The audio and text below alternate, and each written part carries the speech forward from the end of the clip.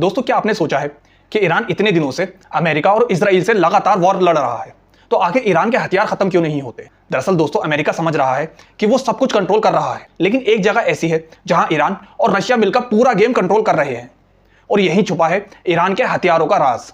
दोस्तों, पूरी दुनिया की नजर स्ट्रेट ऑफ हॉर्मुज पर है, लेकिन असल पावर गेम कैस्पियन सी में चल रहा है। यह दुनिया की सबसे बड़ी लेक है और यहां सिर्फ 5 कंट्रीज का कंट्रोल है: रशिया, ईरान, कजाकिस्तान, तुर्कमेनिस्तान और अजरबैजान। दोस्तों, सबसे इंपॉर्टेंट बात, यहां अमेरिका की नेवी का कोई एक्सेस नहीं है और यहीं ईरान की सबसे बड़ी ताकत छुपी है।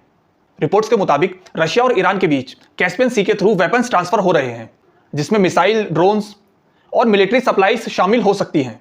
दोस्तों, सिर्फ इतना ही नहीं, कुछ एक्सपर्ट्स ये भी कह रहे हैं कि यहां पर जहाज अपना ट्रैकिंग सिस्टम बंद कर देते हैं। मतलब दुनिया को पता ही नहीं चलता कि इस सी के अंदर क्या हो रहा है। पहले ईरान रशिया को इसी रास्ते के जरिए हथियार दे रहा था और अब सिचुएशन रिवर्स हो चुकी है। रशिया भी ईरान को इसी रास्ते के जरिए सपोर्ट कर रहा है।